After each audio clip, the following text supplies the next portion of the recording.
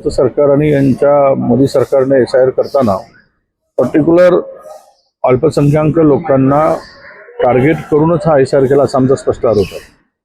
ते मतदार यांच्या विरोधातले जे काही जिथे जिथे पॉकेट आहे तिथे SIR मधून कशा पद्धतीनं नावं वगळता येईल त्यामुळेच त्या अनेक प्रकारच्या त्यामध्ये अटी शर्ती घातल्या आणि आज आता 2002 मध्ये मतदार यादीमध्ये नाव असायला पाहिजे।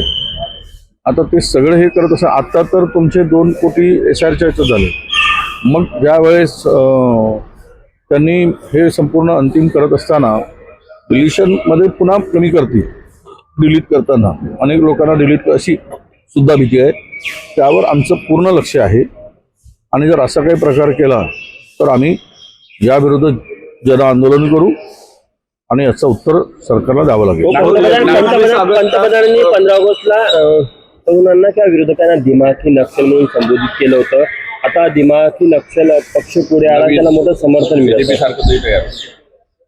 असं आहे जे जे बोलतायत ते भांबावले आहेत, घाबरले आहेत, प्राईम मिनिस्टर दर्गे म्हणून त्यांच्या बोलण्यातून अशा प्रकारचे वक्तव्य येत आहे। आणि जर तरुणाला विरोधी पक्षाला ज्यांचा इतिहास देशविरोधी राहिला, ज्यांचा इतिहास संविधान विरोधी आहे, ज्यांचा इतिहास देशाच्या स्वातंत्र्याविरोधात होता, त्यांनी दुसऱ्यावर अशा प्रकारचे आरोप करणं हे हास्यास्पद आहे। काल एका महाराष्ट्रातील भ्रष्टाचारी नेत्याची बायको जे भाजपमध्ये आहे तिनं काल राहुल गांधींना फोन में देशभक्ती होनी चाहिए त्याच्या आयला वेळी बाई तुला काय सांगावं, ज्यांच्या घरात ज्यांची आजी 32 गोळ्या छातीवर झेलून तिचा मृत्यू झाला, ज्याच्या वडिलांचे देहाचे तुकडे झालेत, ज्यांचे आजोबा जवळपास 11-12 वर्षे जेलात होते, ज्यांचे संपूर्ण कुटुंब जेलात होते स्वातंत्र्यासाठी आणि ही एक राज्यातील भ्रष्टाचार नवऱ्याला वाचवण्यासाठी भाजपमध्ये गेलेली बाई वेंगडी बाई ती मात्र गांधीवर आरोप करते आहे। जिथे म्हणजे सूर्याकडे थुंकून बघण्याचा प्रयत्न आहे तिच्या तोंडावरच आज सगळी थुंकी पडणार आहे। म्हणून अशा प्रकारची गांधी घराण्यावर आरोप करणं, कुटुंबावर आरोप करणं, विरोधकावर आरोप करणं, प्राईम मिनिस्टरचे जे आरोप आहे हे हास्यास्पद आहे। देशाने याला पुन्हा लोकांना रस्त्यावर उतरण्यासाठी प्राईम मिनिस्टर मजबूर करतायत काय असे वक्तव्य करून अशा प्रकारचं वातावरण देशभरात आहे। आरटीओ कार्यालयात एक अवैध वसुली आणि संदर्भातली याचिका जनहित याचिका म्हणून नागपूर हायकोर्टाने मंजूर केली आहे, कसं पाहता तुम्ही? नाही, याच्यामध्ये खूप मोठा भ्रष्टाचार आहे, गैरप्रकार आहे, याची चौकशी झालीच पाहिजे। SIT नेमली आहे, SITची SOP ठरली आहे आणि त्यातून हे सगळे प्रकार उघडकीस येईलच।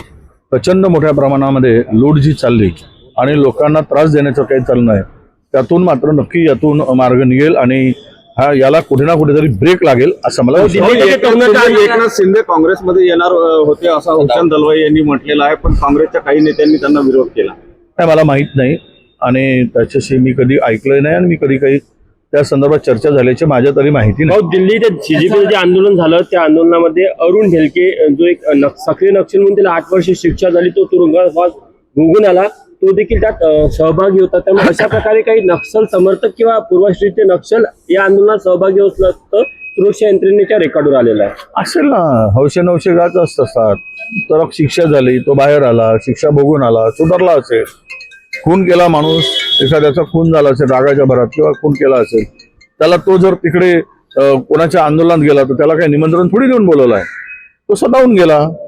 नाही तू ये आता नक्षलवादी होतास, तो आमच्या आंदोलनात आहे असं कोणी म्हटलं काय?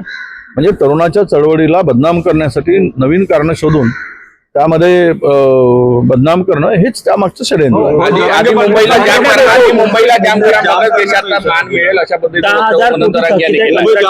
इशारा दिला आहे। मी सांगितलं आता सरकार बघेल आणि ते बघेल, ते दोघे बघून घेतील एकमेकाला। वारंवार सरकारने घुटणे टेकलेच आहेत त्यांच्या दरबाराच्या जाऊन जरांगे पाटलांच्या।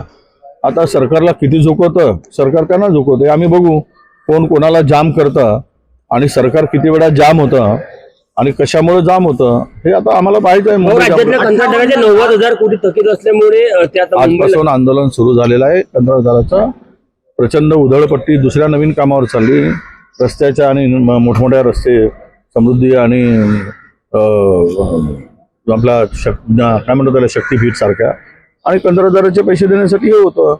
तुम्हाला इतरांचे ज्यामध्ये आता भ्रष्टाचार चाललाय कुंभमेळ्याच्या कार्यक्रमामध्ये जे काही प्लॅन केला आहे 33,000-32,000 कोटीचा, त्यामध्ये प्रचंड भ्रष्टाचार आहे. हे पैसे उधळण्यासाठी आहेत ना. आणि ठीक आहे, एवढे पैसे लागतात कशाला? कुंभमेळा करायलाच पाहिजे. 10,000 कोटीमध्ये झालं असतात, 30,000 कोटी लावून काय करणार आहे? त्यातून अर्धे पैसे खाण्यासाठी हा कुंभमेळा होतो आहे. म्हणून कंत्राटदारांना देण्यासाठी पैसे नाही, पण या सगळ्या गोष्टीसाठी पैसे आहेत. आज कंत्राटदार आत्महत्या करतोय, कर्जबाजारी झालाय, उद्ध्वस्त झालाय. ग्रामीण रस्ते असतील, शहरी कुठल्याही रस्त्याची कामं असतील, कंत्राटदार करत नाही कारण त्याला पैसे मिळत नाही. तो बँक करप्ट झालाय. मग पहिले पैसे त्यांचे द्या ना, आणि मग हे सगळे गोष्टी करा. पण नाही, पाठ थोपटून घेण्यासाठी वाटेल ते धंदे चालले.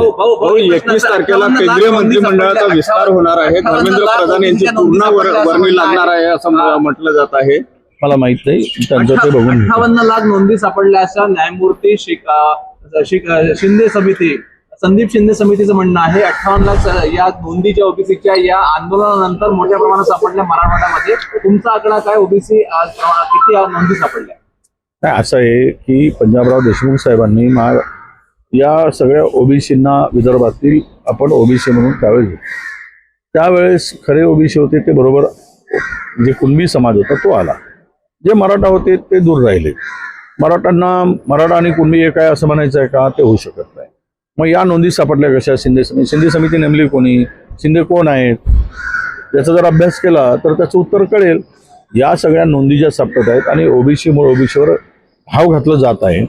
ओबीसी म्हणजे मला कळत नाही जरांगे पाटलांचं, मला त्यांनाही सांगायचं आहे की तुम्ही ओबीसीमध्ये या 378च्या एवढ्या मोठ्या समूहाच्या जातीच्या कळपा देऊन करणार काय? तुम्हाला काय मिळेल? हा, तुम्ही एवढंच करू शकाल, आमच्यामध्ये येऊन आमचं सगळं हिरावून घेऊन जाल.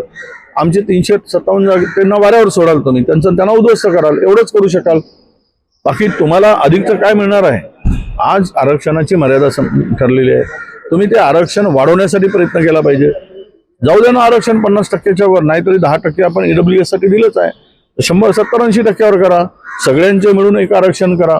आणि जे काही मुठभर लोक आहेत आता ओपनचे, त्यांच्यासाठी ते EWS आहे. मग उर्वरित लोकांसाठी 90% करून टाका. म्हणजे झंझट तरी खतम होऊन जाईल. लोकसंख्येनुसार होऊ देत. ज्यांची जेवढी संख्या आहे तेवढं त्यांना देऊन टाका आरक्षण. राहायला यांना पॉलिटिकल आरक्षण आमचं घ्यायचं आहे. त्यामुळे हे सगळे गोंधळ आहे. म्हणजे तिथे आता मराठवाड्यामध्ये ज्या काही नगर परिषद, जिल्हा परिषद, महानगरपालिका झाल्या, त्यामध्ये नव्यानं दाखले घेतलेलेच 80 लोक गेलेत. म्हणजे तिकडे आता बाकीच्या समाजाला स्कोपच राहिला नाही ना. धनगराला, बंजाऱ्याला राहिला, माडीला राहिला, साडीला राहिला, द्वारला राहिला, सुतारला राहिला, कोणालाच तिकडे काही चान्स मिळाला नाही. आता ते वंचित राहिलेत. Okay, thank you.